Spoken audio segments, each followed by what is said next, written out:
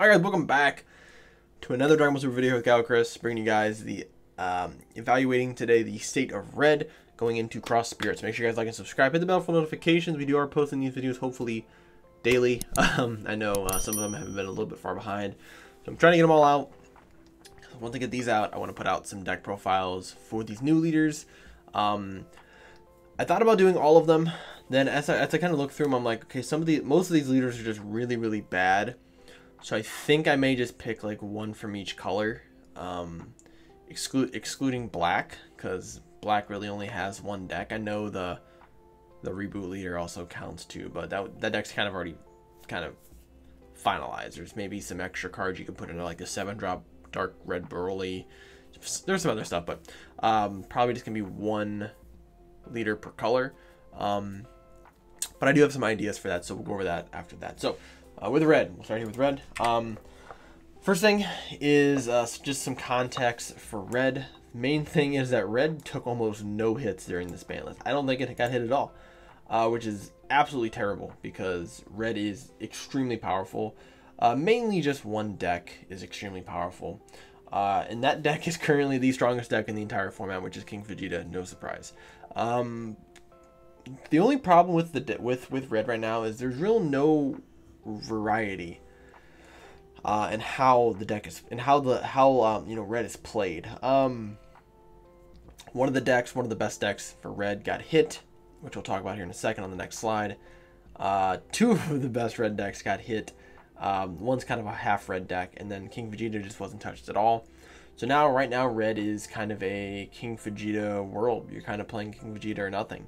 There's really no other reason to play any of the other red decks until red King Vegeta gets hit. And a lot of the cards are kind of mid to high pricing, more on the high side, with cards like Violent Rays, a new ruler, the switching gears, tournament promo. You have the Raditz tournament promo. So there's a lot of red cards that are very expensive. So this is kind of a breakdown of what red was going into this new set. So we have King Vegeta, King Piccolo, and Invoker. Now, as I said in the previous slide, red really didn't get hit with any bans. And it's true. Invoker I wouldn't consider a red deck. I would consider it more of a blue deck. But it does have red increments into it. Obviously, the fact that it plays Violent Rays, things like that. But the deck got nerfed down to 1 catastrophic blow, which is a very big deal. The deck can still do, I think it's what, 2 or 3 damage per turn, in a good case, but it's not going to be able to do 6 or 9 damage in 1 turn. King Piccolo is still a very playable deck. Don't get it twisted. I think the deck will still be played, even though the fact that drum is limited to 1. I've already seen one of my buddies who plays King Piccolo. He was sending me a list, and it looks really good. I mean, obviously you have the testing the opposition cards, but some other stuff that I won't spoil that he was running. But this is a deck that can still see a lot of play in tournament play, and I think it will. I think we're not going to just give up on King Piccolo. And really, King Piccolo just needs one new Demon Clan card to kind of fill that drum spot, and then it's fine. So, but the big one is going to be King Vegeta. King Vegeta didn't see any bans, any nerfs, any limits, and I do think this is a deck, the better that King Piccolo and King Vegeta play in this next set will determine how many Dark Brolys that we have. Because Dark Broly can't do nothing in this meta. When red is running rampant, Dark Broly gets clobbered. So as long as red continues to show out and be a prominent color, Dark Broly will just be thrown to the wayside, which is great for everybody else because Dark Broly just kills everybody else. So it's King Vegeta, King Piccolo. If these two decks can run rampant, I think we'll see some good. We'll see a lot less Dark Broly, which is absolutely fantastic. So a deck I think can change the meta slightly would be Jiren. So Jiren has a lot of things going for it. For one, it has a lot of draft box support. You have the red draft box, which was draft box 6, I want to say. Draft box 5. So there's a bunch of red Universe 11 cards that were printed, which does give you a chance to play a lot of stuff. Now, the idea of this deck is you play tall bodies that have different tools that they can put on your opponent. It's kind of the idea is you basically just build up. You go up this ranking, and you can play out these cards, not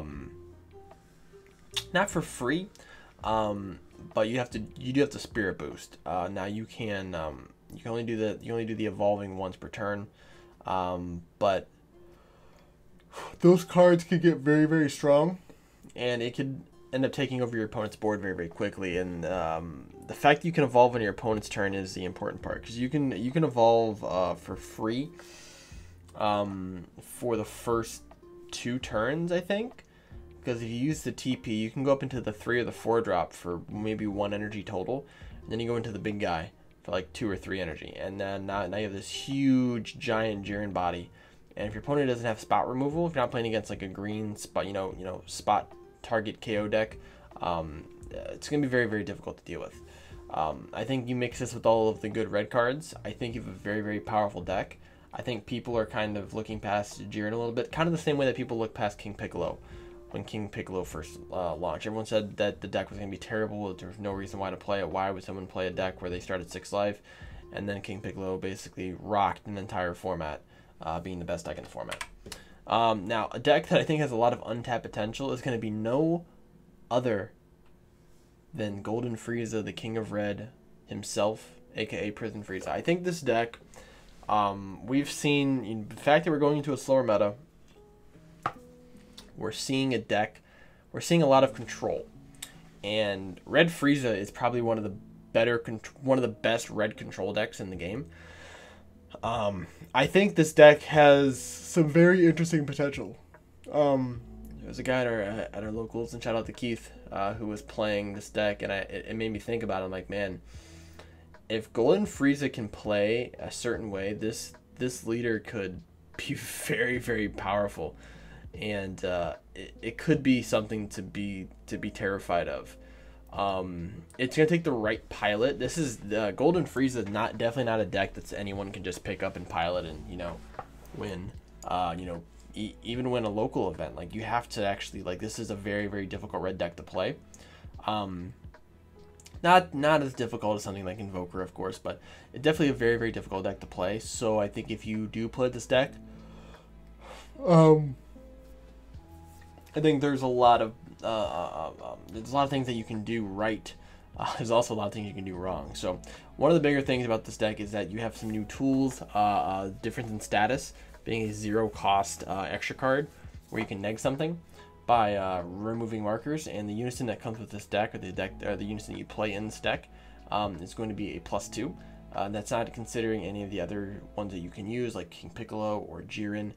These are also other ones too that you also can use to really, really, really, really, demolish your opponent. So hopefully we get to see some red Prison Frieza. I hope we see one person. If you know anybody who plays this deck, please send me a link to a video of them doing a deck profile for like new stuff. I would love to talk to them and see what they come up with for this deck. Now, for some key components, you probably have seen these key components before, mainly because these key components are super, super good. So we have Frieza, Fairweather Fiend. This is a card that you can use both in the Universe 7 new Gohan deck, as well as Prison Frieza. Crown of Retribution, still a great card.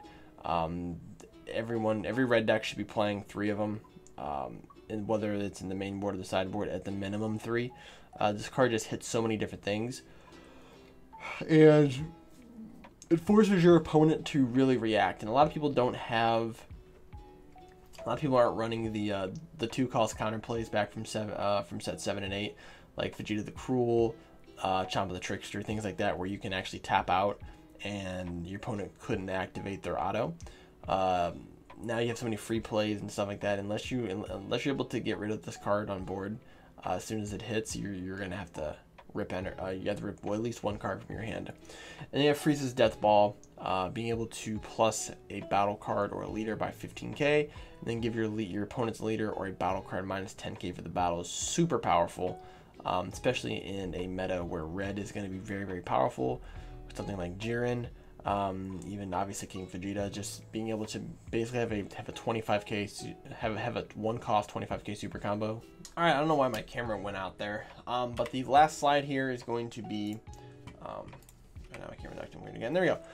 The important pickups for this set. So we're going to have difference of status. This is the 0 cost counterattack for mono red leaders. This card itself is probably just as important as something like Galactic Buster, and I think so what they've been doing is every set so far they've been giving each color these very powerful, very cheap or free extra cards. Last set was Galactic Buster. The set before that was Power of Super Saiyan, which is technically free. Now red is getting difference of status. And this card could end up redefining a format, just like Galactic Buster is right now with blue, how it's making basically any blue deck extremely powerful using the Bojack engine in them instead of using it in the actual Bojack leader. Next is going to be Super Saiyan Blue Vegeta Spirit Mentor. This promo is nuts. Being able to play out basically 2 bodies,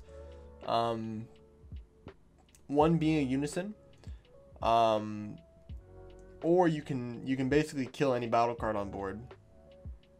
Then Spirit Boost, once per turn, if this card's in rest mode and your leader's mono yellow, you Spirit Boost 1, your opponent attacks your leader, you may have it, which is supposed to say it must give it 5k power for the turn. So basically you can bean for free, and this is barrier and deflect, so this card's coming down. This is a very, very powerful card, and it sucks that it's hidden behind a promo wall. And knowing red, this card's gonna be really expensive. It's probably gonna be like a $40 or $50 promo, which is obviously isn't terrible, but still pretty expensive. And the last red card is actually a little bit of a different one. This is Beerus Unceasing Rage.